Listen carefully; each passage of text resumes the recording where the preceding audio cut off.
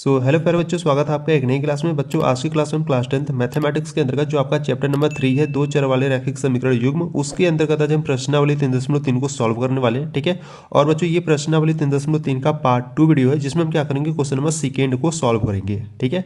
इससे पहले वाले वीडियो में यानी कि प्रश्नावली 3.3 के पार्ट 1 वाले वीडियो में हमने क्वेश्चन नंबर फर्स्ट को सॉल्व किया था, जिसमें आपके 4 क्वेश्चन थे। ठीक है। चारों क्वेश्चन को, ठीक है, ये जो आपका क्वेश्चन नंबर फर्स्ट है, इसमें आपके 4 क्वेश्चन है। चारों क्वेश्चन को बच्चों मैं आपको बहुत ही सिंपल मेथड से आपको कंप्लीट करा चुका हूं। ठीक है।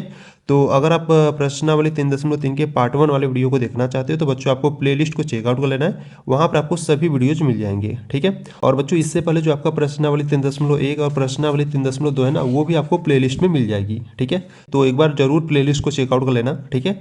आज की वीडियो में क्या करेंगे बच्चों, आज की वीडियो में हम प्रश्नावली 3.3 के क्वेश्चन नंबर सेकेंड को सॉल्व करेंगे। ठीक है। तो क्वेश्चन नंबर सेकेंड की बात करें तो क्वेश्चन नंबर सेकेंड में बच्चों आपके 5 क्वेश्चन दिए गए हैं। ठीक है। इस 5 क्वेश्चन में से 3 ऐसे क्वेश्चन हैं जो कि बहुत ही इंपॉर्टेंट है, आपके बोर्ड एग्जाम में हमेशा पूछे जाते हैं। ठीक है। हर साल आते हैं ऐसे क्वेश्चन, इसको आपको ध्यान देना है। ठीक है। तो देखो ये जो क्वेश्चन नंबर सेकेंड है ना बच्चों, इसमें आपके 5 क्वेश्चन है। ठीक है। पांचों क्वेश्चन में से जो आपके मोस्ट इंपॉर्टेंट क्वेश्चन है, देखो वो कौन से है। देखो ये क्वेश्चन नंबर फर्स्ट है, question number second and question number third. ये जो शुरुआत के 3 क्वेश्चन है बच्चों, आपके लिए बहुत ही इंपॉर्टेंट है। ठीक है। ऐसे ही क्वेश्चन आपके बोर्ड एग्जाम में पूछे जाते हैं। ठीक है। तो ध्यान से देखना, मैं आपको बहुत ही सिंपल मेथड से बच्चों आज की वीडियो में इन 5 क्वेश्चन को कंप्लीट कराने वाला हूँ। ठीक है। तो टाइम को वेस्ट नहीं करेंगे बच्चों, आ जाओ क्वेश्चन नंबर सेकेंड के क्वेश्चन नंबर फर्स्ट पर। देखो क्वेश्चन नंबर फर्स्ट की बात करें तो क्वेश्चन नंबर फर्स्ट करा है, यदि हम अंश में एक जोड़ दें तथा हर में एक घटा दें तो वह भिन्न एक में बदल जाती है। ठीक है। यदि हर में एक जोड़ दे तो यह 1/2 हो जाती है, वह भिन्न क्या है। ठीक है। अब देखो यहाँ से आपको क्या पूछा है, वह भिन्न पूछा है। ठीक है। तो भिन्न यानी कि x/y। ठीक है। हम मान लेंगे भैया जो भिन्न है वो आपका क्या है, x/y है। ठीक है। तो आ जाओ इसको सॉल्व करते हैं क्वेश्चन नंबर सेकेंड के क्वेश्चन नंबर फर्स्ट को। ठीक है। देखो देखो यहाँ से अगर हम बात करें क्वेश्चन नंबर सेकेंड के क्वेश्चन नंबर फर्स्ट की। ठीक है। तो बच्चों ये जो क्वेश्चन नंबर फर्स्ट है आपके लिए मोस्ट इंपॉर्टेंट है। ठीक है। तो ध्यान से देखना, सिंपल मेथड से बताऊंगा। ठीक है। देखो यहाँ से आपको प्रश्न में क्या पूछा है, देखो आपसे प्रश्न में करा है कि यदि हम अंश में एक जोड़ दें तथा हर में एक घटा दें तो वह भिन्न एक में बदल जाती है। ठीक है। यदि हर में एक जोड़ दे तो वह 1/2 हो जाती है, तो वह भिन्न क्या है। ठीक है। यानी से आपको क्या पूछा है, भिन्न पूछा है। ठीक है। तो पहले हम क्या करेंगे, भिन्न मान लेंगे। ठीक है। देखो यहाँ से अगर हम पहले आपको समझाए तो देखो भिन्न क्या होता है। भिन्न की बात करें तो भिन्न होता है आपका अंश बटा हर। ठीक है। भिन्न क्या होता है आपका, अंश बटा हर होता है। ठीक है। अगर हम अंश को x मान ले और हर को y मान ले, ठीक है, तो इस प्रकार से हमारा जो भिन्न होगा वो क्या हो जाएगा, x/y हो जाएगा। ठीक है। तो यहाँ से पहले हम क्या लिखेंगे, यहाँ से हम पहले लिखेंगे माना माना भिन्न का अंश। ठीक है। माना जो भिन्न का अंश है वो क्या है, x है। ठीक है। वह भिन्न का हर। ठीक है। जो भिन्न का हर है बच्चों उसको हम y मान लेते हैं। ठीक है। तो देखो भिन्न का जो अंश है उसको हमने x मान लिया और जो भिन्न का हर है उसे हमने y मान लिया। तो यहाँ से अगर हम बात करें भिन्न क्या होगा, तो यहाँ से आपका जो भिन्न होगा, ठीक है, वो जो यहाँ से आपका जो भिन्न होगा वो क्या होगा, आपका x/y होगा। ठीक है। क्योंकि भिन्न क्या होता है आपका, अंश बटा हर होता है। ठीक है। तो अंश को हमने x मान लिया और हर को y मान लिया, तो भिन्न हमारा क्या हो जाएगा, x/y हो जाएगा। ठीक है। अब देखो प्रश्न को आपको ध्यान से पढ़ना है। ठीक है। यहाँ पर मैं लिख देता हूँ प्रश्न अनुसार। ठीक है। तो देखो अब प्रश्न को बच्चों आप ध्यान से पढ़ो। देखो प्रश्न करा है कि यदि हम अंश में एक जोड़ दे, ठीक है, अंश में एक जोड़ दे तथा हर में एक घटा दे। देखो और यदि हम अंश में एक जोड़ दे यानी कि अंश में क्या करें, एक जोड़ दे और हर में एक घटा दे यानी कि y-1 एक घटा दे। ठीक है। एक घटा दे तो यहाँ से एक घटा दे तो वह भिन्न एक में बदल जाती है। ठीक है। तो वह भिन्न क्या होती है, एक में बदल जाती है, इस प्रकार से। ठीक है। अब इसको सॉल्व कर लेंगे तो देखो यहाँ y-1 इधर भाग में, इधर भेजोगे तो गुणा में हो जाएगा, यानी कि यहाँ से आपको मिलेगा x+1 is equal to y-1। ठीक है। तो इसका गुणा इसमें करोगे तो आपको y-1 ही मिलेगा। ठीक है। ठीक है। तो बच्चे यहाँ पर पेन खत्म हो गया। ठीक है। नेक्स्ट पेन को ले लेते हैं। देखो यहाँ से अगर हम बात करें तो यहाँ से क्या हो जाएगा आपका y-1 हो जाएगा। ठीक है। अब इसको थोड़ा सा और सॉल्व करो। देखो यहाँ पर जो y है इधर प्लस का है, इधर लाओगे तो आपका माइनस का हो जाएगा। ठीक है। और यहाँ से माइनस का 1 है और प्लस का 1 उधर जाएगा तो माइनस का 1 आ जाएगा। ठीक है। यानी यहाँ से हो जाएगा x - y इक्वल टू -2 हो जाएगा। ठीक है। बच्चों इसको आपको क्या करना है, समीकरण नंबर 1 बना लेना है। ठीक है। अब देखो आगे प्रश्न क्या करा है, देखो देखो आगे प्रश्न आपसे करा है, यदि हर में एक जोड़ दे तो वह क्या हो जाता है, 1/2 हो जाता है। ठीक है, यदि अगर हम हर में एक जोड़ दे तो वह भिन्न क्या हो जाएगा, 1/2 हो जाता है। ठीक है, देखो यदि अगर हम यहाँ से बात करें, देखो यहाँ पर आप लिखोगे द्वितीय स्थिति में। ठीक है, द्वितीय स्थिति में, द्वितीय स्थिति में अगर हम बात करें तो प्रश्न आपसे करा है, यदि हम हर में क्या करें, एक जोड़ दें। ठीक है, यानी कि आपका अंश तो ऐसे ही रहेगा, हर में क्या करेंगे बच्चों, एक जोड़ देंगे तो वो भिन्न क्या हो जाता है, 1/2 हो जाता है। ठीक है, इस प्रकार से द्वितीय स्थिति में कहा है। ठीक है, अब देखो यहाँ से इसको सॉल्व करते हैं, तो 2 का गुणा x में करोगे तो 2x हो जाएगा, is equal to Y plus 1 का गुणा 1 में करोगे तो आपको y प्लस 1 ही मिलेगा। ठीक है, y इधर प्लस का इधर लाओ तो यहाँ से आपको हो जाए मिलेगा 2x minus Y is equal to 1 मिलेगा। ठीक है, इसको क्या करो, समीकरण नंबर 2 बना लो। ठीक है, तो देखो बच्चों यहाँ से आपको समीकरण नंबर 1 और समीकरण नंबर 2 मिल गया। ठीक है, अब समीकरण 1 और समीकरण 2 को सॉल्व कर कर x और y का मान ज्ञात कर लो। ठीक है, तो यहाँ से हम क्या करेंगे ना, देखो समीकरण 1 और समीकरण नंबर 2 को हम क्या करेंगे, विलोपन विधि से सॉल्व करेंगे। ठीक है, क्योंकि विलोपन विधि से सॉल्व करोगे तो थोड़ा सा शॉर्ट में आंसर आ जाएगा। ठीक है, तो यहाँ से हम क्या करेंगे, यहाँ से हम लिखेंगे समीकरण 1 व 2 से। ठीक है, समीकरण 1 व समीकरण 2 से। ठीक है, समीकरण 1 और 2 से अगर हम बात करें, देखो समीकरण नंबर 1 है आपका x minus Y is equal to minus का 2 है।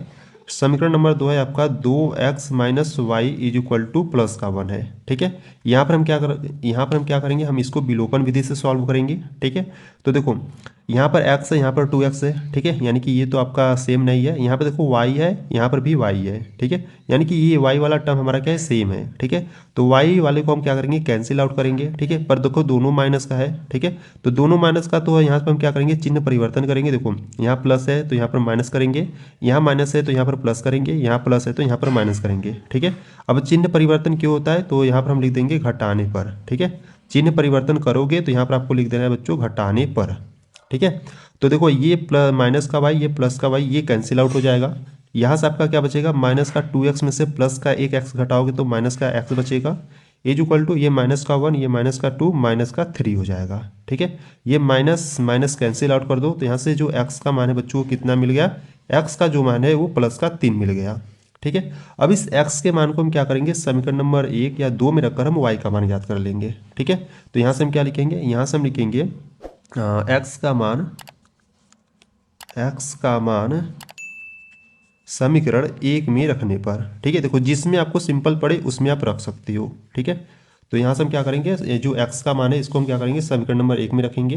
तो समीकरण नंबर है 1 आपका है x minus Y equal to minus का 2 है। ठीक है, तो x के स्थान पर तो आपका 3 हो जाएगा, minus Y is equal to minus का 2 है।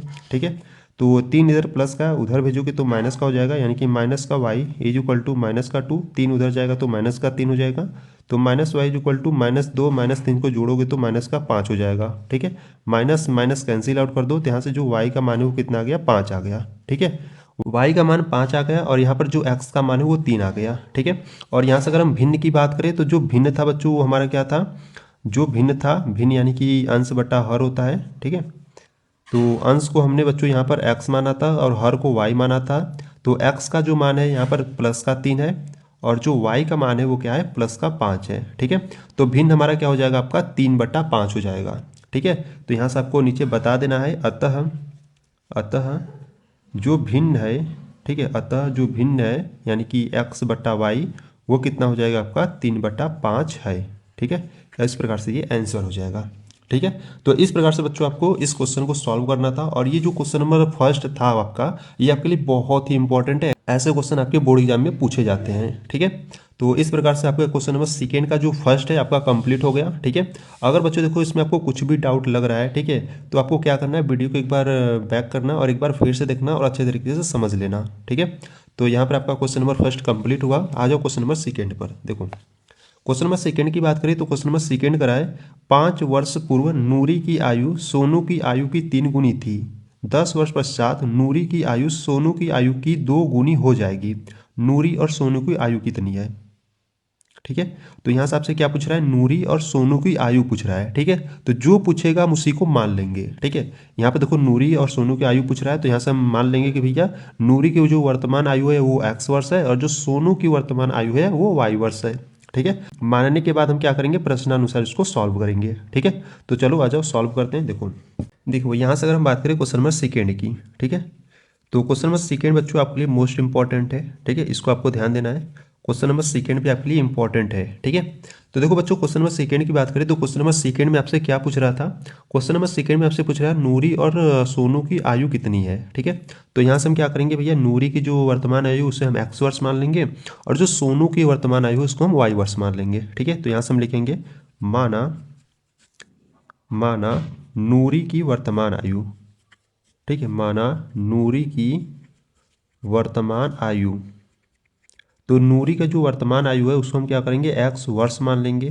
ठीक है, वह सोनू की वर्तमान आयु, सोनू की वर्तमान आयु को हम क्या करेंगे, वाई वर्ष मान लेंगे। ठीक है, सोनू की वर्तमान आयु क्या है, वाई वर्ष है, इस प्रकार से हम मान लेंगे। ठीक है, अब देखो प्रश्न में बच्चों आपको क्या करा है, देखो प्रश्न में करा है 5 वर्ष पूर्व। ठीक है, यानी कि 5 वर्ष पहले नूरी की आयु सोनू की आयु की 3 गुनी थी। ठीक है, पहले यहाँ से 5 वर्ष पहले हम नूरी और सोनू की आयु पहले ज्ञात कर लेते हैं। ठीक है, देखो यहाँ से अगर हम बात करें 5 वर्ष पूर्व, ठीक है, 5 वर्ष पूर्व, पूर्व का मतलब क्या होता है, पहले। ठीक है, यानी कि 5 वर्ष पहले, 5 वर्ष पहले बात करें नूरी की आयु कितनी होगी, तो नूरी की जो आयु होगी वो कितनी हो जाएगी, x-5 होगी। ठीक है, देखो नूरी की जो आयु होगी वो कितना होगा, x-5 होगा। ठीक है, x-5 वर्ष। ठीक है, इसी प्रकार जो सोनू की आयु होगा वो क्या होगा, सोनू की आयु 5 वर्ष पहले जो सोनू की आयु होगा वो कितना हो जाएगा, y-5 वर्ष हो जाएगा। ठीक है, अब देखो इसको समझो ये कैसे हुआ, x-5 और y-5 कैसे हुआ। ठीक है, अब इसको समझो बच्चों। देखो यहाँ से अगर हम बात करें, देखो आपको प्रश्न में कहा है कि 5 वर्ष पूर्व यानी कि 5 वर्ष पहले। ठीक है, जैसे मान लो अगर आप अभी 15 साल की हो, ठीक है, जैसे मान लो अगर आप अभी 15 साल की हो, तो अगर मैं आपसे कहूँ कि बच्चों बताओ अगर 5 वर्ष पूर्व आप यानी कि 5 वर्ष पहले आप कितने साल के थे, तो आप क्या करोगे, 15 में से 5 को घटा दोगे। ठीक है, तो 15 में से 5 को घटाओगे तो 10 आ जाएगा, यानी कि 5 वर्ष पहले यानी कि 5 वर्ष पूर्व आप कितने साल के थे, 10 साल के थे। ठीक है, तो ठीक इसी प्रकार से अगर हम नूरी की जो वर्तमान आयु है वो एक्स वर्ष है और सोनू की भी वर्तमान आयु यहाँ से वाई वर्ष है, तो अगर हम 5 वर्ष पहले की बात करें तो क्या करेंगे, यानी कि इस एक्स में से हम क्या करेंगे, 5 को घटाएंगे। ठीक है, और इस सोनू की बात करें तो इस वाई में से हम क्या करेंगे, 5 को घटाएंगे। ठीक है, तो इस प्रकार से 5 वर्ष पहले जो नूरी की आयु है वो क्या होगा, x-5 वर्ष होगा और जो सोनू की आयु है वो क्या होगा, y-5 वर्ष होगा। ठीक है, इस प्रकार से हमने क्या किया, 5 वर्ष पहले नूरी की आयु और सोनू की आयु ज्ञात कर लिया। ठीक है, अब देखो बच्चों आपको प्रश्न को ध्यान से पढ़ना है। ठीक है, देखो प्रश्न करा है 5 वर्ष पूर्व, ठीक है, नूरी की जो आयु है वो सोनू की आयु की 3 गुनी थी। ठीक है, नूरी की जो आयु है वो सोनू की आयु की 3 गुनी थी। ठीक है, देखो पहले यहाँ से पहले इसको इस प्रकार से लिख देते हैं। देखो ये आपका क्या है, ये आपके नूरी की आयु है। ठीक है, x-5 ये नूरी की आयु है और ये y-5 जो है ये सोनू की आयु है। ठीक है, तो यहाँ से क्या करा है, प्रश्न देखो करा है कि देखो प्रश्न यहाँ से अगर हम बात करें तो प्रश्न करा है नूरी की आयु सोनू की आयु की 3 गुनी थी। ठीक है, तो नूरी की आयु, ठीक है, देखो नूरी की आयु सोनू की आयु की 3 गुनी थी, यानी कि ये पहले से क्या था, 3 गुना था। ठीक है, तो दोनों को इक्वल करने के लिए हम 3 का गुणा क्या करेंगे, सोनू की आयु में कर देंगे। ठीक है, अगर सोनू की आयु में 3 का गुणा करोगे तो ये दोनों क्या हो जाएंगे, ये दोनों इक्वल हो जाएंगे। ठीक है, तो दोनों को इक्वल करने के लिए हम 3 का गुणा किस में करेंगे बच्चों, सोनू की आयु में करेंगे। ठीक है, तो इस प्रकार से अब इसको आपको सॉल्व कर लेना है। ठीक है, देखो यहाँ पर आपका x-5 है। ठीक है, और इज इक्वल टू 3 का गुणा वाई में कराओगे तो 3 वाई हो जाएगा, -5 15 हो जाएगा। ठीक है, तो यहाँ से आपका x प्लस का 3 वाई इधर आएगा तो माइनस का 3 वाई हो जाएगा, इज इक्वल टू -15 और प्लस -5 उधर जाएगा तो +5 हो जाएगा। ठीक है, तो x-3y इज इक्वल टू -15 में से +5 जाएगा तो -10 बचेगा। ठीक है, इसको क्या करो, समीकरण नंबर फर्स्ट बना लो। ठीक है, अब देखो इसके बाद आपको क्या करना है, देखो इसके बाद आपको प्रश्न करा है, देखो इसके बाद करा है 10 वर्ष पश्चात। ठीक है, तो पहले क्या करेंगे, 10 वर्ष पश्चात पहले हम नूरी और सोनू की आयु पहले ज्ञात करेंगे। ठीक है, जैसे यहाँ पर हमने 5 वर्ष पूर्व पहले ज्ञात कर लिया था इस प्रकार से, अब क्या करेंगे 10 वर्ष पश्चात यानी कि 10 वर्ष बाद हम ज्ञात करेंगे। ठीक है, देखो यहाँ से हम लिखेंगे 10 वर्ष बाद, 10 वर्ष बाद 10 वर्ष बाद कहो या पश्चात कहो, ठीक है, एक ही बात है। ठीक है, पश्चात कहे या बाद कहे तो वह एक ही बात है। ठीक है, तो 10 वर्ष बाद अगर हम बात करें नूरी की आयु, ठीक है, 10 वर्ष बाद नूरी की आयु, देखो 10 वर्ष बाद जो नूरी की आयु होगा वो क्या होगा, x प्लस 10 होगा। ठीक है, अगर देखो वर्तमान आयु यहाँ पर हमने x वर्ष माना है, अगर 10 वर्ष बाद वो कितने साल का होगा, यानी कि 10 को ऐड करेंगे। ठीक है, तो इस प्रकार से जो नूरी की आयु होगा वो x प्लस 10 होगा। और सोनू की आयु सोनू की आयु की बात करें तो सोनू का जो वर्तमान आयु हमने y वर्ष माना है, तो इसका जो 10 वर्ष बाद होगा वो कितना हो जाएगा, y प्लस 10 हो जाएगा। ठीक है, देखो यहाँ से अगर मैं आपको समझाऊं तो देखो, जैसे मान लो अभी आप कितने साल की हो, 15 साल की हो। ठीक है, अगर मैं आपसे कहूँ कि 10 वर्ष बाद आप कितने साल के हो जाओगे, तो आप क्या करोगे, 15 में 10 को ऐड करोगे, तो 15 और 10 को ऐड करोगे तो कितना हो जाएगा, 25, यानी कि 10 वर्ष बाद आप 25 साल के हो जाओगे। ठीक है, तो इस प्रकार से यहाँ पर भी है। ठीक है, यहाँ पर हमने नूरी की जो वर्तमान आयु था x वर्ष माना था, और सोनू की वर्तमान आयु को हमने y वर्ष माना था। ठीक है, तो 10 वर्ष बाद अगर हम बात करेंगे तो 10 को क्या करेंगे, ऐड करेंगे। ठीक है, इसको आपको ध्यान देना है। देखो अगर यहाँ पर पूर्व या पहले रहेगा तो हम क्या करते हैं, माइनस का चिन्ह यूज करते हैं। यहाँ पर अगर बाद या पश्चात रहेगा तो हम वहाँ पर हम प्लस का साइन यूज करते हैं। ठीक है, तो इसको आपको ध्यान देना है। अब देखो बच्चों, यहाँ से हमने 10 वर्ष बाद नूरी की आयु और सोनू की आयु इस प्रकार से हमने फाइंड कर लिया। ठीक है, यहाँ पर लिख दो वर्ष। ठीक है, इस प्रकार से हमने इसको फाइंड कर लिया। ठीक है, अब देखो प्रश्न को ध्यान से पढ़ो। देखो प्रश्न करा है 10 वर्ष पश्चात नूरी की आयु सोनू की आयु की कितनी है, दोगुनी हो जाएगी। ठीक है, जो नूरी की आयु है वो सोनू की आयु की दोगुनी हो जाएगी। जो नूरी की आयु है वो सोनू की आयु की क्या हो जाएगी, दोगुनी हो जाएगी। ठीक है, यानी कि देखो पहले यहाँ से क्या करो ना, पहले यहाँ से नूरी की आयु लिख लो 10 वर्ष पश्चात वाला, और यहाँ से सोनू की आयु लिख लो। ठीक है, 10 वर्ष पश्चात वाला। देखो अब प्रश्न में आपको कराया ये जो नूरी की आयु है वो सोनू की आयु की दोगुनी हो जाएगी। ठीक है, ये क्या होगा, दोगुनी हो जाएगी। ठीक है, तो 2 का गुणा हम किस में करेंगे, ये दोनों इक्वल हो जाए। देखो मैं आपको एक बार फिर से समझा रहा हूँ। देखो प्रश्न करा है कि ये जो नूरी की आयु है वो सोनू की आयु की दोगुनी हो जाएगी। ठीक है, यानी कि ये दोगुना हो जाएगा, तो दोनों को इक्वल करने के लिए 2 का गुणा हम क्या करेंगे, सोनू की आयु में करेंगे। ठीक है, अगर हम इसमें सोनू की आयु में 2 का गुणा कर देंगे तो ये दोनों क्या हो जाएंगे, इक्वल हो जाएंगे। ठीक है, तो अब इसको हम क्या करेंगे बच्चों, सॉल्व कर लेंगे। यहाँ पर आपका क्या है, x प्लस 10 है, और इज इक्वल टू यहाँ पर देखो 2 का गुणा अंदर कराओगे तो आपका 2y हो जाएगा, प्लस 2 का 10 में कराओगे तो 20 हो जाएगा। ठीक है, तो यहाँ से x 2y को इधर लाओगे तो माइनस का 2y हो जाएगा, इज इक्वल टू यहाँ पर आपका 20 है, और प्लस का 10 उधर का जाएगा तो माइनस का 10। ठीक है, तो x minus 2y is equal to 20 में से 10 जाएगा तो 10 बचेगा। ये आपको समीकरण नंबर 2 बना लेना है। ठीक है, तो इस प्रकार से आपको समीकरण नंबर 1 मिल गया और समीकरण नंबर 2 मिल गया। तो अभी हम क्या करेंगे, इस समीकरण नंबर 1 और 2 को सॉल्व कर x और y का मान ज्ञात कर लेंगे। ठीक है, तो यहाँ से अगर हम बात करें, देखो यहाँ से क्या करते हैं ना, हम समीकरण नंबर 1 और समीकरण नंबर 2 में क्या करते हैं, प्रतिस्थापन विधि का यूज कर लेते हैं। ठीक है, या आप विलोपन विधि भी यूज कर सकते हो। ठीक, जो आपको सरल पड़े। ठीक है, तो यहाँ पर हम क्या करते हैं, विलोपन विधि यूज कर लेते हैं। ठीक है, देखो यहाँ पर आपका समीकरण नंबर 1 आपका क्या है, देखो समीकरण नंबर 1 है आपका x minus 3y is equal to minus का 10 है। ठीक है, और समीकरण नंबर 2 है आपका x minus 2y is equal to plus का 10 है। ठीक है, तो देखो बच्चों यहाँ से अगर हम बात करें तो यहाँ पर देखो, अब देखो यहाँ पर अगर हम बात करें तो देखो यहाँ पर x है, यहाँ पर x है। ठीक है, यानी कि दोनों सेम है। ठीक है, तो ये x वाला टर्म आपका कैंसिल आउट होगा। ठीक है, पर यहाँ पर दोनों प्लस में है। ठीक है, तो दोनों प्लस में है तो यहाँ पर हम क्या करेंगे, यहाँ पर हम चिन्ह का परिवर्तन करेंगे। देखो ये प्लस है तो ये माइनस हो जाएगा, ये माइनस है तो ये प्लस हो जाएगा, और ये प्लस है तो ये माइनस हो जाएगा। ठीक है, जब चिन्ह का हमने यहाँ पर परिवर्तन किया तो यहाँ पर आपको लिख देना है घटाने पर। ठीक है, घटाने पर। अब देखो इसको सॉल्व करो। देखो माइनस का x प्लस का x ये आपका कैंसिल आउट हो जाएगा। यहाँ से आपका माइनस का 3y में से प्लस का 2y जाएगा तो माइनस का y बचेगा, इज इक्वल टू माइनस 10 मिलकर माइनस का 20 हो जाएगा। ठीक है, तो यहाँ से माइनस माइनस कैंसिल आउट कर दो, और यहाँ से y का जो मान है वो 20 आ गया। ठीक है, तो बच्चों यहाँ से जो y का मान कितना आ गया, 20 आ गया। ठीक है, अब y के मान को हम क्या करेंगे, y के मान को हम समीकरण नंबर 1 या समीकरण नंबर 2 में रखकर हम x के मान को ज्ञात करेंगे। ठीक है, तो यहाँ से हम क्या लिखेंगे, यहाँ से हम लिखेंगे, देखो यहाँ से हम लिखेंगे y का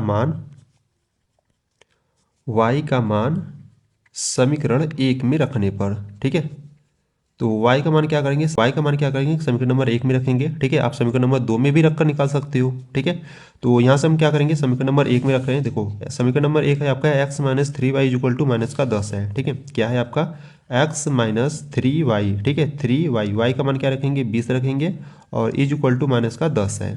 ठीक है, तो x माइनस 3 का गुणा 20 में करोगे तो 3 दूना 6 और 0 बढ़ा लो, इज इक्वल टू माइनस का 10। तो x is equal to minus का 60 उधर जाएगा तो कितना हो जाएगा, माइनस का 60 उधर का जाएगा तो प्लस का 60 हो जाएगा। ठीक है, तो x इज इक्वल टू +60 में से 10 जाएगा तो कितना आपका बचेगा, प्लस का 50 बचेगा। ठीक है, तो बच्चों देखो यहाँ पे जो x का मान है वो कितना आ गया, 50 आ गया, और जो y का मान है वो कितना आ गया, 20 आ गया। ठीक है, और देखो, ठीक है, और यहाँ से हमने x को क्या माना था, देखो यहाँ पर जो x था वो आपका क्या था, नूरी की वर्तमान आयु था। ठीक है, और यहाँ पर जो 20 है, y का जो मान है वो क्या है, 20 है, यानी कि y को हमने सोनू की वर्तमान आयु माना था। ठीक है, तो नूरी की वर्तमान आयु कितना आ गया, यानी कि जो x का मान है वो 50 है, तो नूरी की जो वर्तमान आयु होगा वो 50 वर्ष हो जाएगा। और सोनू की वर्तमान आयु को हमने y माना था, तो y का मान यहाँ पर कितना आया, 20 आया, तो सोनू की जो वर्तमान आयु होगा वो 20 वर्ष हो जाएगा। ठीक है, तो बच्चों यहाँ पर आपको नीचे लिख देना है, यहाँ पर आप क्या लिखोगे, देखो यहाँ आप लिखोगे अतः अतः नूरी की वर्तमान आयु, अतः नूरी की वर्तमान आयु, वर्तमान आयु, नूरी की जो वर्तमान आयु होगा वो कितना हो जाएगा, नूरी की जो वर्तमान आयु होगा वो आपका 50 वर्ष हो जाएगा। ठीक है, और यहीं पर अगर हम बात करें सोनू की वर्तमान आयु, ठीक है, सोनू की वर्तमान आयु, तो सोनू के वर्तमान आयु कितना हो जाएगा आपका, 20 वर्ष हो जाएगा। ठीक है, यहाँ पर आप वर्ष लिख देना। ठीक है, यहाँ पर वर्ष हो जाएगा। ठीक है, तो इस प्रकार से बच्चों हमने नूरी की वर्तमान आयु निकाल लिया और सोनू की वर्तमान आयु निकाल लिया। ठीक है, और ये आपका आंसर हो जाएगा। ठीक, तो इस प्रकार से आपको इसको सॉल्व करना था क्वेश्चन नंबर सेकेंड को। और बच्चों क्वेश्चन नंबर सेकेंड आपके लिए मोस्ट इंपॉर्टेंट है। ठीक है, तो अगर कुछ भी डाउट हो रहा है तो क्या करना है, वीडियो को एक बार बैक करना है, एक बार फिर से रिपीट करके एक बार फिर से समझ लेना। ठीक है, क्योंकि इंपॉर्टेंट है क्वेश्चन। ठीक है, तो यहाँ पर आपका क्वेश्चन नंबर सेकेंड कंप्लीट हुआ। अब आ जाओ क्वेश्चन नंबर थर्ड पर। देखो क्वेश्चन नंबर थर्ड की बात करें तो क्वेश्चन नंबर थर्ड करा है, दो अंकों की संख्या के अंकों का योग कितना है, 9 है। इस संख्या का 9 गुना संख्या के अंकों को पलटने से बनी संख्या का 2 गुना है, वह संख्या ज्ञात करो। ठीक है, अब संख्या की बात करें तो हम क्या करेंगे, संख्या को x और y मान लेंगे। ठीक है, अब देखो किस प्रकार से आप मानोगे उसको भी आपको भी ध्यान देना है। ठीक है, तो क्वेश्चन नंबर थर्ड भी आपके लिए क्या है, मोस्ट इंपॉर्टेंट है। ठीक है, कई बार बोर्ड एग्जाम में पूछा गया है। ठीक है, तो चलो आ जाओ सॉल्व करते हैं क्वेश्चन नंबर थर्ड को। ठीक है, सिंपल मेथड से बताऊंगा बच्चों। ठीक है, तो ध्यान से देखना है आपको बस। देखो यहाँ से अगर हम बात करें क्वेश्चन नंबर थर्ड की, ठीक है, देखो क्वेश्चन नंबर थर्ड की बात करें तो आपको क्या करना है, देखो आपको पहले संख्या आपको समझना है। ठीक है, देखो संख्या क्या होता है, अगर यहाँ से अगर हम बात करें, अगर यहाँ से अगर हम बात करें, देखो ये जो संख्या होता है, यानी कि जैसे मान लो यहाँ पर आपका 12 है। ठीक है, 12 क्या है बच्चों, आपका एक संख्या है। ठीक है, 12 में अगर हम बात करें तो ये जो 2 है ये आपका क्या होता है, इकाई होता है। ठीक है, ये जो 2 यानी कि ये जो 2 है वो आपका क्या है, इकाई होता है। ठीक है, और ये जो 1 होता है बच्चों वो आपका क्या होता है, दहाई होता है। ठीक है, इसको समझो। ठीक है, ये 2 आपका क्या होता है, इकाई होता है, और ये जो 1 है वो आपका क्या होता है, दहाई होता है। ठीक है, अगर हम इस संख्या को ओपन करें तो इसको हम किस प्रकार से लिख सकते हैं, देखो यहाँ पर एक दहाई है। ठीक है, यानी कि हम 10 का गुणा 1 में करते हैं तब यहाँ पर हमको दहाई मिलता है। ठीक है, और प्लस ये आपका इकाई है तो ये 2 हो जाएगा। ठीक है, तो इस प्रकार से अगर हम इस संख्या को खोलें तो इस प्रकार से आपका संख्या मिलेगा। ठीक है, तो यहाँ पर भी हम क्या करेंगे ना बच्चों, पहले हम क्या करेंगे, मानेंगे इकाई और दहाई को। ठीक है, देखो यहाँ से अगर हम बात करें क्वेश्चन नंबर थर्ड की, ठीक है, तो क्वेश्चन नंबर थर्ड भी बच्चों आपके लिए क्या है, मोस्ट इंपॉर्टेंट है। ठीक है, तो ध्यान से देखना क्वेश्चन नंबर थर्ड को। ठीक है, देखो क्वेश्चन नंबर थर्ड की अगर हम बात करें तो पहले आप संख्या समझो क्या होता है। ठीक है, देखो यहाँ से अगर हम बात करें संख्या की, जैसे मान लो ये जो 12 है बच्चों आपका क्या है, संख्या है। ठीक है, 12 संख्या है, तो ये जो 12 में जो 2 है वो आपका क्या होता है, इकाई होता है। ठीक है, यानी कि जो राइट हैंड साइड का जो पहला अक्षर होता है वो आपका इकाई होता है। ठीक है, और ये जो 1 है, ठीक है, ये जो 1 है ये आपका क्या होता है बच्चों, ये आपका दहाई होता है। ठीक है, ये जो 1 है ये आपका दहाई होता है। ठीक है, अगर इस संख्या को ओपन करें, ठीक है, अगर इस संख्या को हम तोड़े तो इसको हम किस प्रकार से लिख सकते हैं, देखो एक आपका दहाई है, यानी कि इसमें हम 10 का गुणा करते हैं। ठीक है, दहाई मतलब 10। ठीक है, और ये प्लस का 2। ठीक है, तो ये जो 2 है वो आपका इकाई है, एक दहाई है, तो इसको जब आप तोड़ोगे तो लिखोगे 10 गुणे 1 + 1। ठीक है, इस प्रकार से अगर इसको सॉल्व करोगे तो आपको ये 12 ही मिलेगा। देखो जैसे 10 का गुणा 1 में करोगे तो आपको 10 मिलेगा, प्लस 2, तो 10 और 2 कितना हो जाएगा, 12 हो जाएगा। ठीक है, तो इसको हमने क्या किया बच्चों, इसको हमने इस प्रकार से इसको तोड़ लिया। ठीक है, अब इसी प्रकार बच्चों यहाँ पर हम क्या करेंगे, इनको इकाई और दहाई को पहले मानेंगे। ठीक है, तो यहाँ पर हम क्या लिखेंगे, यहाँ पर हम लिखेंगे माना इकाई का अंक। ठीक है, माना जो इकाई का अंक है वो क्या है बच्चों, वो x है। ठीक है, माना जो इकाई का अंक है वो क्या है, x है। ठीक है, वह जो दहाई का अंक है उसको हम क्या मान लेते हैं, y मान लेते हैं। ठीक है, अब ध्यान से समझो, इकाई के अंक को हमने x माना है, दहाई के अंक को हमने y माना है, ठीक है। तो यहाँ से अगर हम बात करें संख्या की, तो संख्या क्या हो जाएगा, देखो दहाई क्या है आपका y है, तो दहाई में 10 का गुणा होगा, ठीक है। और इकाई आपका क्या है x है, तो प्लस का x हो जाएगा, ठीक है। तो इस प्रकार से जो संख्या होगा वो क्या हो जाएगा आपका 10y प्लस x हो जाएगा, ठीक है। देखो अगर यहाँ से अगर हम बात करें, देखो यहाँ पर हमने यहाँ पर क्या है सॉल्व किया था, देखो इकाई को अगर हम x माने, ठीक है, इकाई को हमने यहाँ पर x माने, अगर दहाई को y माने, ठीक है, इस प्रकार से, तो संख्या क्या होगा, देखो संख्या आपका क्या हो जाएगा, देखो यहाँ पर आपका 10 था तो 10 हो गया। इकाई को हमने क्या माना था बच्चों, इकाई को हमने x माना था, ठीक है। तो यहाँ पर जो ठीक है 10 हो गया। और यहाँ पर अगर हम दहाई की बात करें, देखो ये 10 है और ये 1 है, ठीक है। एक आपका क्या है y है, तो 1 के स्थान पर y रखो, और प्लस 2 को हमने क्या माना था, यानी कि जो इकाई था वो 2 था, ठीक है। तो 2 को हमने यहाँ पर x मान लिया, तो यहाँ पर x हो जाएगा, ठीक है। यहाँ पर आपका क्या हो जाएगा, 2 के स्थान पर x हो जाएगा, ठीक है। तो इस प्रकार से ये आपका संख्या हो जाएगा, ठीक है। तो इसी प्रकार से संख्या जो हो गया आपका वो 10y प्लस x हो गया, ठीक है। अब देखो प्रश्न में आपको करा है बच्चों की, अब देखो बच्चों आपको प्रश्न में करा है कि दो अंकों की संख्या के अंकों का योग, ठीक है, ध्यान से पढ़ना। दो अंकों की संख्या के अंकों का योग कितना है, अंकों का जो योग है वो 9 है, ठीक है। अंक हमारे कौन कौन से, अंक जो है वो x और y है, ठीक है। तो इनका जो योग है वो कितना है, 9 आपको दिया है। तो संख्या के अंकों का जो योग है वो आपको 9 दिया है, यानी कि x plus Y equal to 9। ये आपका क्या हो जाएगा, समीकरण नंबर फर्स्ट हो जाएगा, ठीक है। इतना समझे। अब देखो आगे प्रश्न में क्या करा है, देखो अब यहाँ से प्रश्न में अगर हम बात करें तो प्रश्न में करा है इस संख्या का 9 गुना, ठीक है। तो पहले एक एक स्टेप को सॉल्व करते जाएंगे। करा है इस संख्या का 9 गुना, तो संख्या आपका क्या है, संख्या आपका है 10y प्लस एक्स है, ठीक है। तो इस संख्या का 9 गुना यानी कि 10y प्लस एक्स, इस संख्या का 9 गुना कर दो, ठीक है, यानी कि 9 का गुणा कर दो, इज इक्वल टू, देखो संख्या का 9 गुना, संख्या का 9 गुना संख्या के अंकों को पलटने से बनी संख्या का 2 गुना है, ठीक है। अब जो संख्या है उसमें जो अंक है ना बच्चों, उसको हम क्या करेंगे, पलट देंगे, यानी कि चेंज कर देंगे। तो देखो ये आपका संख्या है, इसमें जो अंक है वो आपका एक्स वाई है, ठीक है। तो इसको क्या करेंगे, पलट देंगे, यानी कि यहाँ पर आपका 10y है, तो यहाँ पर हम क्या करेंगे, y के स्थान पर हम x ले लेंगे, ठीक है, प्लस x के स्थान पर y ले लेंगे, ठीक है। तो संख्या के अंकों को पलटने पर, ये हमने पलट दिया, संख्या के अंकों को पलटने पर बनी संख्या का क्या है, 2 गुना, यानी कि 2 गुना यानी कि 2 का गुणा हो जाएगा, ठीक है। इस प्रकार से आपको इसको सॉल्व करना था, ठीक है। अब इसको क्या करेंगे, हम इसको सॉल्व करेंगे। तो देखो 9 का गुणा 10 में करोगे तो यहाँ से आपका 90y हो जाएगा, प्लस 9 का गुणा x में करोगे तो 9x हो जाएगा, इज इक्वल टू यहाँ पर आपका 2 का गुणा 10 में करोगे तो 20x हो जाएगा, प्लस 2 का गुणा y में करोगे तो 2y हो जाएगा, ठीक है। तो 90y है और यहाँ पर आपका 2y है, तो इसको क्या करो ना, इस 2y को इधर लाओ, क्या करो ना, देखो इन पूरे टर्म को क्या करो, इधर लाओ। तो यहाँ से आपका 90y है, प्लस का 2y इधर लाओगे तो माइनस का 2y हो जाएगा, ठीक है, प्लस का 9x है, इस 20x को इधर लाओगे तो माइनस का आपका 20x हो जाएगा, बराबर में 0 बचेगा, ठीक है। अब देखो 90y में से 2y घटाओगे तो यहाँ से आपको 88y मिलेगा, ठीक है। और माइनस 20x में से 9x जाएगा तो माइनस का 11x मिलेगा और बराबर में 0, ठीक है। यहाँ से अगर हम बात करें, देखो यहाँ से आपका 11 कॉमन हो रहा है, ठीक है, क्योंकि देखो यहाँ पर 88 यहाँ पर 11 है, ठीक है। तो यहाँ पर क्या करो, 11 को कॉमन ले लो, 11 कॉमन करोगे तो यहाँ से आपका 8y हो जाएगा, माइनस का 11 कॉमन हो गया तो यहाँ से आपका सिर्फ x बचेगा, बराबर में 0, ठीक है। 11 गुणा में है, बट्टे में आएगा, यानी कि 0/11 आएगा तो वो भी आपका 0 हो जाएगा, ठीक है। यानी कि यहाँ से आपका टोटल बचेगा 8y minus x is equal to 0। इसको क्या करो, समीकरण नंबर 2 बना लो, ठीक है। तो यहाँ से आपको समीकरण 1 और समीकरण नंबर 2 मिल गया। समीकरण 1 और 2 को सॉल्व कर कर x और y का मान ज्ञात कर लो, ठीक है। तो यहाँ से हम क्या करेंगे, देखो समीकरण 1 और 2 को हम सॉल्व करेंगे, ठीक है। तो किस विधि से सॉल्व करोगे, प्रतिस्थापन से सॉल्व कर सकते हो, विलोपन से सॉल्व कर सकते हो, ठीक है। तो आपका जो मर्जी, आप जिस विधि से सॉल्व करना चाहो उससे सॉल्व करो, ठीक है। तो यहाँ पर हम क्या करेंगे ना, यहाँ पर हम प्रतिस्थापन से सॉल्व कर लेते हैं, ठीक है।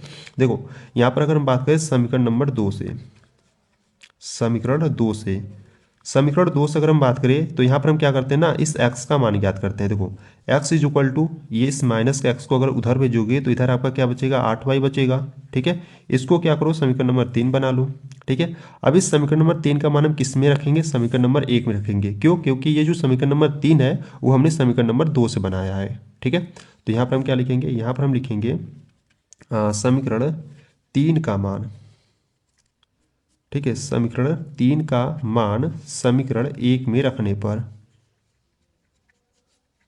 ठीक है। तो ये जो x is equal to 8y है इसको हम क्या करेंगे, इसमें रखेंगे। तो यहाँ पे देखो x है तो x के स्थान पर क्या रखेंगे, 8y रखेंगे, और plus y is equal to 9 है तो यहाँ से आपका y हो जाएगा इज इक्वल टू 9 हो जाएगा। ठीक है, अब इसको सॉल्व करो तो 8y और 1y और मिल जाएगा, यानी कि इन दोनों को जोड़ोगे तो 9y हो जाएगा इज इक्वल टू 9। ठीक है, तो y इज इक्वल टू 9, 9 गुणा में आ जाएगा बट्टे में, संख्याएं कट रही तो काट दो। ठीक है, यानी कि जो y का मान है बच्चों वो कितना आ गया, 1 आ गया। ठीक है, देखो y का मान 1 आ गया। ठीक है, तो इस y के मान को क्या करेंगे, समीकरण नंबर 3 में रखकर x का मान ज्ञात कर लेंगे। ठीक है, तो यहाँ से हम क्या लिखेंगे, यहाँ से हम लिखेंगे y का मान समीकरण 3 में रखने पर। ठीक है, समीकरण नंबर 3 में रखने पर तो यहाँ से आपका क्या हो जाएगा, यहाँ से आपका हो जाएगा x इज इक्वल टू 8 गुणे y का मान क्या है, 1 है तो 1 हो जाएगा। ठीक है, तो 8 का गुणा 1 में करोगे तो आपको 8 मिलेगा, यानी कि जो x का मान है वो कितना आ गया, 8 आ गया। ठीक है, देखो बच्चों यहाँ से जो x का मान 8 आ गया, y का मान 1 आ गया। ठीक है, तो हमको क्या बताना था, हमको संख्या बताना था। ठीक है, तो यहाँ से अगर हम बात करें संख्या की तो देखो संख्या आपका क्या था, संख्या आपका था 10y प्लस एक्स था। ठीक है, तो संख्या यहाँ पर आपका क्या था, 10y प्लस एक्स था। तो इसमें हम क्या करेंगे, x और y का मान रख देंगे। ठीक है, तो देखो यहाँ पर आपका 10 हो गया, y का जो मान है वो 1 है तो गुणे 1 हो जाएगा, प्लस x का जो मान है वो 8 है तो यहाँ पर 8 हो जाएगा। ठीक है, 10 गुणे 1 करोगे तो आपको 10 मिलेगा, प्लस 8 दोनों को ऐड कर दोगे तो 18। ठीक है, यानी कि जो संख्या है बच्चों वो आपको क्या मिल गया, जो संख्या है वो आपको 18 मिल गया। ठीक है, तो यहाँ से आप नीचे बता देना। ठीक है, यहाँ से आप नीचे लिख देना, अतः अतः जो संख्या है, ठीक है, अतः जो संख्या है इस प्रकार से देखो सॉल्व कर कर बता देना। ठीक है, अतः जो संख्या है वो आपका क्या था, 10y प्लस एक्स था। ठीक है, तो यहाँ से आपका 10 गुणे 1 प्लस 8 तो यहाँ से आपका हो जाएगा आपका 18। ठीक है, तो जो संख्या होगा वो 18 है इस प्रकार से। ठीक है, तो इस प्रकार से आपको इस क्वेश्चन नंबर 3 को आपको सॉल्व करना था। और बच्चों ये जो क्वेश्चन नंबर 3 है आपके लिए मोस्ट इंपॉर्टेंट है, कई बार आपके बोर्ड एग्जाम में पूछा गया है। ठीक है, तो अगर इसमें कुछ भी डाउट हो रहा है तो आपको वीडियो को एक बार बैक करो, इसको एक बार फिर से देखो और अच्छे तरीके से समझ लो। ठीक है, मोस्ट इंपॉर्टेंट है बच्चों, देखो मैं आपको बार बार कर रहा हूँ। ठीक है, ऐसे ही क्वेश्चन आपके बोर्ड एग्जाम में आते हैं। ठीक है, तो यहाँ पर आपका क्वेश्चन नंबर 3 कंप्लीट हुआ। अब आ जाओ क्वेश्चन नंबर 4 को सॉल्व करते हैं।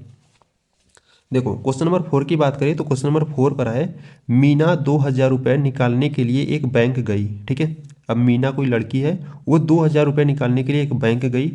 उसने खजासी से, खजासी मतलब समझ रहे हो, जो पैसा देता है ना, ठीक है, जो काउंटर पर बैठा रहता है जो पैसा गिन कर देता है वो वही आपका क्या होता है, खजासी होता है। ठीक है, तो उसने खजासी से 50 रुपये तथा 100 रुपये के नोट देने के लिए कहा। ठीक है, मीना ने कुल 25 नोट प्राप्त किए, ज्ञात कीजिए कि उसने 50 और 100 रुपए के नोट कितने कितने नोट प्राप्त किए। ठीक है, यानी कि देखो अगर हम सिंपल बात में अगर हम बात करें तो मीना बैंक गई 2000 रुपये निकालने के लिए। ठीक है, अब उसने काउंटर वाले से बोला कि हमको 50 रुपये और 100 रुपये के नोट चाहिए। ठीक है, यानी कि 50 रुपये वाला नोट और 100 रुपये वाला नोट चाहिए। ठीक है, उसने कुल 25 नोट प्राप्त किए। ठीक है, यानी कि 50 रुपये वाला जो नोट है और 100 रुपये वाला जो नोट है दोनों को मिलाकर वो 25 नोट प्राप्त किए। ठीक है, तो हमको ज्ञात करना है कि भैया वो 50 के नोट कितने हैं और 100 रुपये के नोट कितने हैं। ठीक है, तो ये हमको बताना है। तो चलो आज सॉल्व करते हैं। देखो जो पूछे प्रश्न में बच्चों हम उसी को मान लेंगे। ठीक है, देखो यहाँ से पूछ रहे हैं 50 रुपये के नोट और 100 रुपये के नोट कितने कितने हैं, तो यहाँ से हम क्या करेंगे, 50 रुपये के जो नोट है उसको हम एक्स मान लेंगे और जो 100 रुपये के जो नोट है उसे हम वाई मान लेंगे। ठीक है, और यहाँ से जो प्रश्न में कहेगा उस प्रकार से रखेंगे सभी मान को और सॉल्व करेंगे। ठीक है, तो आओ क्वेश्चन नंबर 4 को सॉल्व करते हैं। देखो यहाँ से अगर हम बात करें क्वेश्चन नंबर 4 की, ठीक है, क्वेश्चन नंबर 4 की, तो क्वेश्चन नंबर 4 की बात करें तो क्वेश्चन नंबर 4 में देखो क्या आपसे पूछ रहा है, 50 रुपये के नोट कितने हैं और 100 रुपये के नोट कितने हैं। ठीक है, तो यहाँ से हम मान लेंगे कि माना, ठीक है, माना 50 रुपये के, ठीक है, माना 50 रुपये के नोटों की संख्या, माना 50 रुपये के नोटों की जो संख्या है वो x है। ठीक है, इसी प्रकार 100 रुपये के, 100 रुपये के नोटों की संख्या, ठीक है, 100 रुपये के जो नोटों की संख्या है उसे हम क्या मान लेंगे, y मान लेंगे। ठीक है, अब देखो बच्चों आपको कहा है कि जो 50 रुपये के नोटों की संख्या है और जो 100 रुपये के नोटों की संख्या है दोनों को मिलाकर वो 25 नोट प्राप्त की। ठीक है, यानी कि यहाँ से देखो अगर हम बात करें, देखो यहाँ से आपका क्या हो जाएगा, यहाँ से आपका हो जाएगा, यानी कि देखो ये आपका 50 रुपये नोटों की जो संख्या वो x है तो यहाँ पर x हो जाएगा, प्लस 100 रुपये नोटों की जो संख्या है वो y है तो y हो जाएगा, दोनों को मिलाकर वो कितने नोट प्राप्त की, 25 नोट प्राप्त की। ठीक है, तो इसको आपको समीकरण नंबर फर्स्ट बना लेना है। ठीक है, और बच्चों प्रश्न में आपको शुरुआत में कहा था कि मीना 2,000 रुपये निकालने के लिए एक बैंक गई, उसने खजासी से 50 रुपये के नोट और 100 रुपये के नोट देने के लिए कहा। ठीक है, यानी कि 50 रुपये के जो नोट है बच्चों उसको हमने x माना है, तो यहाँ पर आपका हो जाएगा 50x हो जाएगा, और प्लस 100 रुपये के नोटों की संख्या हमने y माना है, तो यहाँ पर आपका 100y हो जाएगा। ठीक है, इन दोनों को जब मिलाओगे तो क्या हो जाएगा, 2,000 रुपये की इक्वल आ जाएगा। ठीक है, तो इस प्रकार से ये आपका क्या हो जाएगा, समीकरण नंबर 2 हो जाएगा। ठीक है, तो समीकरण नंबर 1 और समीकरण नंबर 2 आपको मिल गया। अब इसको क्या करेंगे, सॉल्व करेंगे। ठीक है, तो यहाँ पर क्या करते हैं ना, देखो यहाँ पर आपको कुछ कॉमन मिल रहा है। ठीक है, तो यहाँ से पहले क्या करते हैं ना, पहले हम इसको कॉमन यानी कि पहले इसको थोड़ा सा सिंपल बनाते हैं, फिर उसके बाद सॉल्व करेंगे। ठीक है, देखो यहाँ से अगर हम बात करें, देखो यहाँ पर अगर 50 को कॉमन करो, ठीक है, 50 को उभयनिष्ठ लो, तो यहाँ से सिर्फ आपका क्या बचेगा, x बचेगा, प्लस 50 दूना 100 यानी कि यहाँ से आपका 2 हो गया और ये y हो गया। ठीक है, और यहाँ से अगर हम बात करें तो इज इक्वल टू आपका कितना है, 2,000 है। ठीक है, तो 50 यहाँ पर आपका क्या है, गुणा में इधर लाओगे तो बट्टे में हो जाएगा, यानी कि यहाँ से आपको मिलेगा x plus 2y is equal to 2,000 बट्टे 50 मिलेगा। ठीक है, देखो जीरो से जीरो कैंसिल आउट हो गया, और 5 एकम 5, 5 चौका 20, यहाँ पर एक जीरो बच रहा है। ठीक है, यानी कि इसको सॉल्व करने पर कितना आ गया, 40 आ गया। ठीक है, यानी कि जो दूसरा समीकरण बनेगा x plus 2y is equal to कितना बनेगा, 40 बनेगा। ठीक है, इसको समीकरण नंबर 2 अभी मत बनाओ, इसको सॉल्व कर इसको समीकरण नंबर 2 बना लो। ठीक है, तो इस प्रकार से बच्चों आपने समीकरण नंबर 1 और समीकरण नंबर 2 बना लिया। ठीक है, देखो एक बार मैं आपको फिर से समझा दे रहा हूँ, ये समीकरण नंबर 1 और समीकरण नंबर 2 बना कैसे। ठीक है, देखो तो पहले यहाँ से अगर हम बात करें तो पहले यहाँ पर हमने मान लिया कि जो 50 रुपये के नोटों की संख्या वो x है, और जो 100 रुपये के नोटों की संख्या वो y है। ठीक है, अब यहाँ पर देखो प्रश्न में आपको कहा है कि मीना 2,000 रुपये निकालने के लिए एक बैंक गई, उसने खजासी से कहा 50 रुपये के नोट दो और 100 रुपये के नोट दो। ठीक है, तो यानी कि 50 रुपये के नोट और 100 रुपये के नोट दोनों को जब मिलाकर अगर हम बात करें तो वो कितने रुपए होंगे, 2,000 होंगे। ठीक है, तो इस प्रकार से 50x plus 100y equal to कितने हो गए, 2,000 हो गए। ठीक है, और कुल कितने नोट थे, यानी कि 50 रुपये के नोटों की संख्या और 100 रुपये की जो नोटों की संख्या है, यानी कि इन दोनों नोटों को जब हम मिलाएंगे तो कुल कितने नोट थे, 25 थे। ठीक है, तो इस प्रकार से x plus Y equal to 25 हो गया। ठीक है, तो समीकरण नंबर 1 आपका ये हो गया, समीकरण नंबर 2 ये हो गया। ठीक है, तो समीकरण नंबर 2 यानी कि इसको हमने 2 बनाने से पहले इसको हम क्या करेंगे, सॉल्व करेंगे। सॉल्व करने के बाद जो आपका सरल मान आएगा उसको हम क्या करेंगे, समीकरण नंबर 2 बना लेंगे। ठीक है, तो इस प्रकार से आपको समीकरण 1 और समीकरण 2 मिल गया। अब इनको हम सॉल्व करेंगे और x और y का मान ज्ञात करेंगे। ठीक है, तो यहाँ से क्या करेंगे, समीकरण नंबर 1 और समीकरण नंबर 2 को विलोपन विधि से सॉल्व कर लो। ठीक है, देखो जो सिंपल पड़े उससे सॉल्व करो, आप प्रतिस्थापन विधि से भी सॉल्व कर सकते हो। ठीक है, तो वो आपके ऊपर डिपेंड करता है कि आप किससे सॉल्व करते हो। ठीक है, तो यहाँ पर सिंपल बनाने के लिए हम क्या करेंगे, विलोपन विधि का यूज करेंगे। ठीक है, तो यहाँ से हम लिखेंगे समीकरण 1 व 2 से। ठीक है, समीकरण 1 व 2 से तुलना करने पर। ठीक है, समीकरण 1 व 2 से तुलना करने पर। ठीक है, देखो समीकरण नंबर 1 है आपका x plus y is equal to 25 है। ठीक है, समीकरण नंबर 2 है आपका x plus 2y is equal to 40 है। ठीक है, तो यहाँ पर हम क्या करेंगे, विलोपन विधि का यूज कर रहे हैं। तो देखो ये जो x वाला टर्म है दोनों सेम है। ठीक है, और दोनों सेम है पर ये प्लस है ये भी प्लस है। ठीक है, यानी कि इसको हमको क्या करना होगा, इसको माइनस बनाना होगा। तो माइनस बनाने के लिए हम क्या करेंगे, चिन्ह का परिवर्तन करेंगे, यानी कि ये आपका प्लस का है, ये तो माइनस का हो जाएगा। ये प्लस है तो ये माइनस हो जाएगा, ये प्लस है तो ये माइनस हो जाएगा, और यहाँ पर हम लिख देंगे घटाने पर। ठीक है, घटाने पर। तो ये जो माइनस वाला टर्म है ये पूरा आपका कैंसिल आउट हो जाएगा। -2y में से एक प्लस का y जाएगा तो माइनस का y बचेगा, और -40 में से प्लस का 25 जाएगा तो आपका कितना बचेगा, माइनस का 15 बचेगा। ठीक है, तो माइनस माइनस काट दो, तो यहाँ से जो y का मान आ गया वो कितना आ गया, 15 आ गया। ठीक है, y का मान 15 आ गया। अब इस y के मान को हम क्या करेंगे, समीकरण नंबर 1 या 2 में रखकर हम x का मान याद कर लेंगे। तो यहाँ से हम लिखेंगे y का मान समीकरण 1 में रखने पर। तो इस y के मान को हम क्या करेंगे, समीकरण नंबर 1 में रखेंगे। तो समीकरण नंबर 1 है आपका x plus Y equal to 25। ठीक है, तो x प्लस वाई के स्थान पर हम 15 रखेंगे, बराबर में कितना है आपका 25 है। ठीक है, तो x इज इक्वल टू यहाँ पर आपका हो जाएगा 25, 15 को उधर भेजोगे तो माइनस का 15 हो जाएगा, तो x इज इक्वल टू 25 में से 15 जाएगा तो 10 बचेगा। ठीक है, ठीक है। तो यहाँ से जो x का मान है वो 10 आ गया और जो y का मान है वो 15 आ गया। ठीक है, अब x जो था वो हमने क्या यहाँ पर माना था, 50 रुपये के नोटों की संख्या माना था, और जो y था उसने हमें 100 रुपये के नोटों की संख्या माना था। ठीक है, तो यहाँ से आप लिख दोगे अतः अतः अतः जो 50 रुपये के नोटों की संख्या है, ठीक है, 50 रुपये के 50 रुपये नोटों की संख्या, नोटों की जो संख्या है इसको हमने x माना था, तो जो x का मान है वो कितना आ गया 10।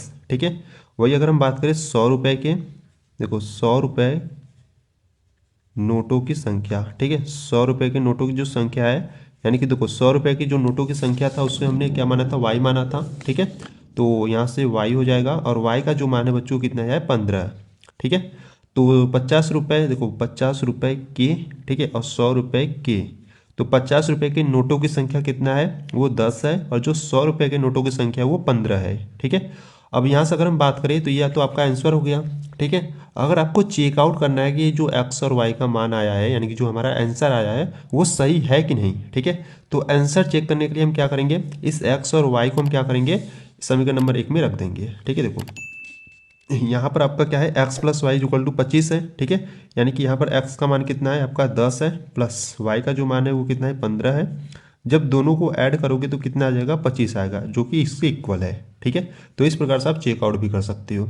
ठीक है, तो इस प्रकार से ये जो आपका क्वेश्चन नंबर 4 है बच्चों, ये आपका कंप्लीट हुआ। ठीक है, अगर आपको कुछ भी डाउट हो रहा है तो बच्चों आपको क्या करना है, वीडियो को एक बार बैक करो, एक बार फिर से देखो और एक बार अच्छे तरीके से समझ लो इसको। ठीक है, तो यहाँ पर आपका क्वेश्चन नंबर 4 कंप्लीट हुआ। अब आ जाओ क्वेश्चन नंबर 5 पर। देखो क्वेश्चन नंबर 5 की बात करें तो क्वेश्चन नंबर 5 का है, किराए पर पुस्तक देने वाले किसी पुस्तकालय का प्रथम 3 दिनों का एक नियत किराया है। ठीक है, देखो बच्चों प्रश्न को ना थोड़ा सा ध्यान से पढ़ना है। ठीक है, देखो यहाँ करा है प्रथम 3 दिनों का एक नियत किराया है। ठीक है, तथा उसके बाद प्रत्येक अतिरिक्त दिन का अलग किराया है। सरिता ने 7 दिनों तक एक पुस्तक रखने के लिए 27 रुपये अदा किए, जबकि सुशी ने एक पुस्तक 5 दिनों तक रखने के लिए 21 रुपये अदा किए।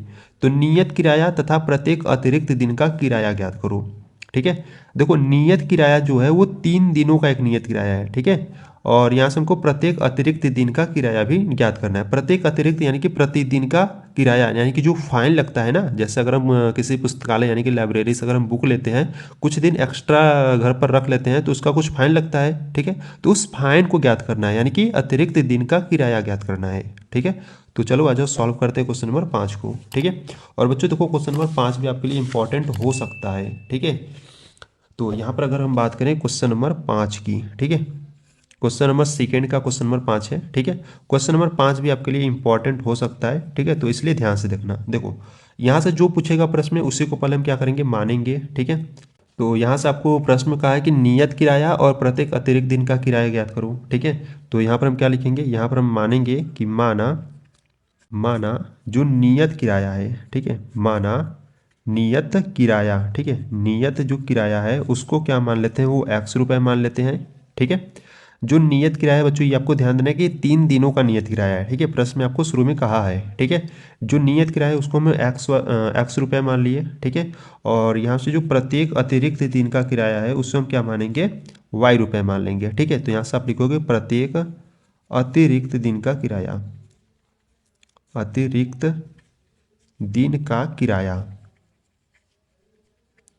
प्रत्येक अतिरिक्त दिन का जो किराया है हम उसे y रुपये मान लेंगे। ठीक है, देखो अगर आप प्रत्येक अतिरिक्त दिन का किराया यानी कि इतना नहीं लिखना चाहते हो तो इसके स्थान पर आप प्रतिदिन का किराया भी लिख सकते हो। ठीक है, या इस प्रकार से लिख सकते हो कि प्रतिदिन का जो किराया है वो y रुपये है। ठीक है, तो हमने प्रश्नानुसार जो माना, जो आपको प्रश्न में कहा था उसी प्रकार से इस प्रकार से लिख लिया। ठीक है, अब देखो प्रश्नानुसार अगर हम बात करें, प्रश्नानुसार आपको एकदम सिस्टमैटिक ढंग से सॉल्व करना है। ठीक है, प्रश्नानुसार प्रथम स्थिति के लिए, ठीक है, प्रश्नानुसार प्रथम स्थिति में, ठीक है, देखो प्रथम स्थिति में अगर हम बात करें तो देखो प्रश्न में अगर हम बात करें प्रथम स्थिति में, देखो प्रश्न करा है किराए पर पुस्तक देने वाले किसी पुस्तकालय का प्रथम 3 दिनों का एक नियत किराया है तथा उसके बाद प्रत्येक अतिरिक्त दिन का अलग किराया है। ठीक है, इतना छोड़ो पहले।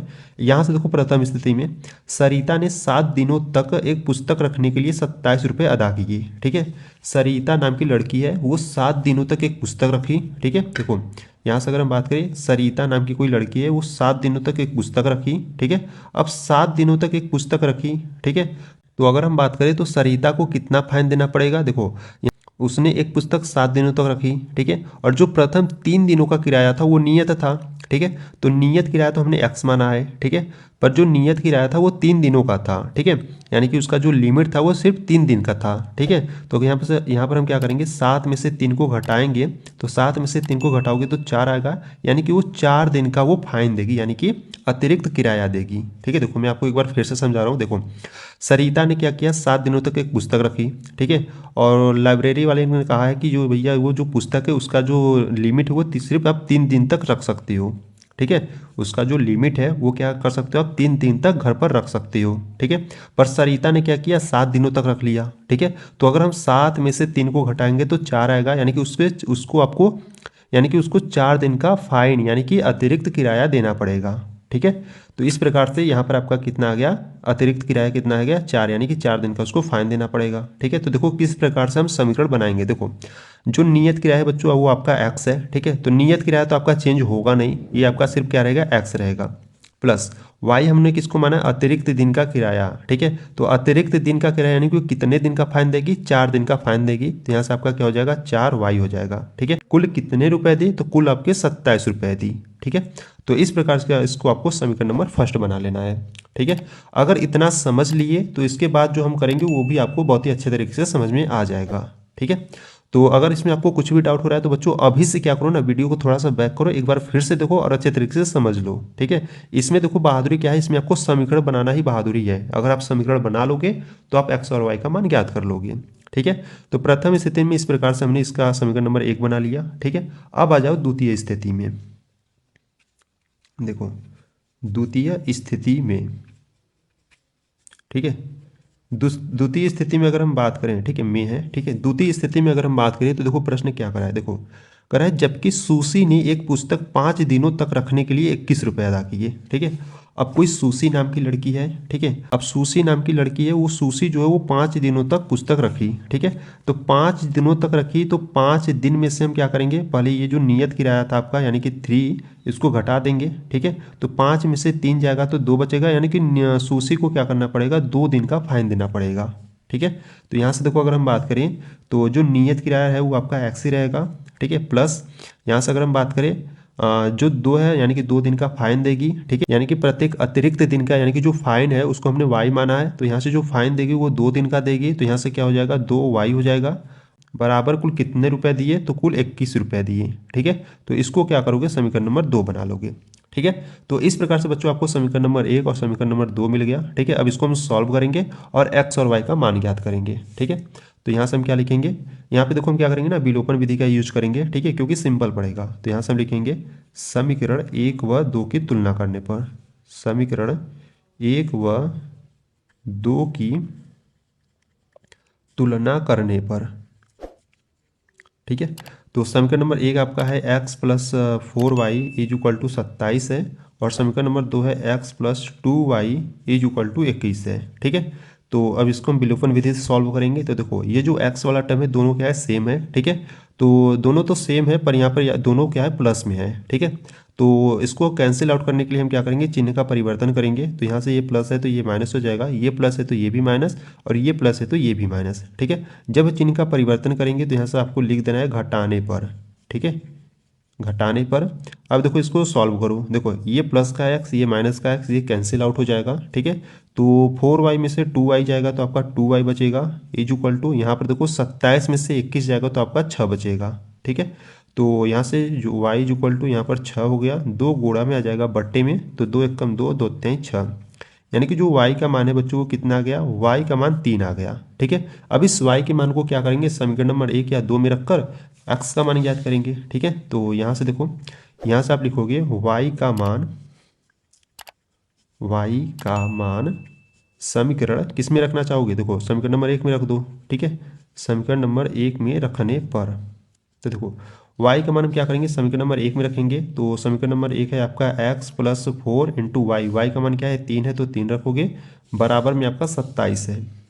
ठीक है, अब इसको सॉल्व करो तो यहाँ से हो जाएगा x plus 7×12 is equal to 27। तो x इज इक्वल टू यहाँ से 27 हो गया, 12 को उधर भेजोगे तो माइनस का 12 हो जाएगा, यानी कि x इज इक्वल टू 27 में से 12 जाएगा तो आपका कितना बचेगा, 27 में से 12 जाएगा तो आपका 15 बचेगा। ठीक है, यानी कि x का मान कितना आ गया, x का मान 15 आ गया, y का मान 3 आ गया। और देखो बच्चों यहाँ पे जो x था वो हमने क्या माना था, x जो था आपका नियत किराया था, और y जो था वो आपका प्रत्येक अतिरिक्त दिन का किराया यानी कि प्रतिदिन का किराया था। ठीक है, यानी कि जो फाइन है वो था। ठीक है, तो यहाँ से हम बता देंगे कि अतः अतः अतः जो नियत किराया है, ठीक है, अतः जो नियत किराया है वो कितना है, जो नियत किराया यानी कि जो x है वो आपका कितना है 15 रुपये है। ठीक है, और वहाँ से और यहाँ से अगर हम बात करें प्रतिदिन का, ठीक है, देखो प्रतिदिन लिखो या प्रत्येक अतिरिक्त दिन लिखो एक ही बात है। ठीक है, वह प्रतिदिन का किराया, प्रत्येक अतिरिक्त दिन का किराया हमने y माना था, तो जो y का मान है वो कितना है 3 है। ठीक है, यानी कि प्रतिदिन का किराया यानी कि जो फाइन है वो कितना है 3 रुपये है। ठीक है, यानी कि अगर यहाँ से अगर हम बात करें तो ये जो सरिता थी वो 7 दिनों तक पुस्तक रखी। ठीक है, तो 7 में से 3 को हम घटाएं, ठीक है, यानी कि हम 3 दिन तक ही पुस्तक रख सकते थे। ठीक है, तो 7 में से 3 घटाए तो 4 आया, यानी कि उसे 4 दिन का फाइन देना पड़ेगा। तो सरिता कितना फाइन दी, सरिता देखो 4 दिन का यानी कि एक दिन का 3 रुपये है। ठीक है, तो 4 दिन का कितना हो जाएगा 12 रुपये, यानी कि सरिता को कितने फाइन देना पड़ेगा, कितने रुपए, तो सरिता को 12 रुपये फाइन देना पड़ेगा। ठीक है, इसी प्रकार जो सुशी थी वो 5 दिनों तक एक पुस्तक रखी। ठीक है, तो 5 में से 3 घटाएंगे तो 2 आएगा, यानी कि 2 दिन का उसको फाइन देना पड़ेगा। ठीक है, तो 2 दिन का फाइन देगा तो एक दिन का फाइन कितना है 3 रुपये है, तो 2 दिन का कितना हो जाएगा 6 रुपये। ठीक है, यानी कि सुशी को कितना देना पड़ेगा फाइन 6 रुपये और सरिता को 12 रुपये। ठीक है, अगर तो आपको ये प्रश्न में पूछा नहीं है कि फाइन कितना देना पड़ेगा। ठीक है, तो ये मैं आपको बता रहा हूँ। ठीक है, इस प्रकार से तो यहाँ से जो आपका क्वेश्चन नंबर 5 है बच्चों ये आपका कंप्लीट हुआ। ठीक है, यानी कि ये जो प्रश्नावली 3.3 है ये आपका कंप्लीट हो गया। ठीक है, अब इसके बाद हम क्या करेंगे, इसके बाद जो आपका चैप्टर नंबर 4 है, ठीक है, इसके बाद जो आपका चैप्टर नंबर 4 है द्विघात समीकरण, इसको हम सॉल्व करेंगे नेक्स्ट वीडियो से। ठीक है, तो आज की वीडियो में हमने क्या किया, आज की वीडियो में हम इस प्रश्नावली 3.3 को कंप्लीट किए। ठीक है, अगर आप प्रश्नावली, ठीक है, ये जो आपका चैप्टर नंबर 4 है, ठीक है, अगर आप चैप्टर नंबर 4 को देखना चाहते हो तो बच्चों आपको क्या करना है, प्लेलिस्ट को चेकआउट कर लेना। प्लेलिस्ट में सभी वीडियोज अपलोडेड है। ठीक है, देखो इससे पहले जो आपका चैप्टर नंबर 1 था वास्तविक संख्या है, चैप्टर नंबर 2 जो था आपका बहुपद, ठीक है, चैप्टर नंबर 3 तो अभी सॉल्व कर लिए। ठीक है, चैप्टर नंबर जो 4 है ना, और जो चैप्टर नंबर 5, 6, 7, ठीक है, यानी कि जितने भी चैप्टर है ना, अगर सभी का वीडियो देखना चाहते हो तो बच्चों आपको प्लेलिस्ट को चेकआउट कर लेना है, वहाँ पर आपको सभी वीडियोज मिल जाएंगे। ठीक है, तो इस प्रकार से ये आपका प्रश्नावली 3.3 यहाँ पर कंप्लीट हुआ। ठीक है, और बच्चों अगर आपको इसमें कुछ भी डाउट है, कुछ भी प्रॉब्लम, कुछ भी दिक्कत आ रही तो आपको कमेंट्स बॉक्स में आपको बता देना है। ठीक है, और वीडियो कैसे लगे वो भी आपको बता देना है। ठीक है, तो अगर आपको वीडियो अच्छी लगी तो वीडियो को लाइक कर देना, चैनल पर आप नए आए तो चैनल को आप सब्सक्राइब कर सकते हो। तो चलो बच्चों मिलते हैं नेक्स्ट वीडियो में, तब तक के लिए जय हिंद जय भारत।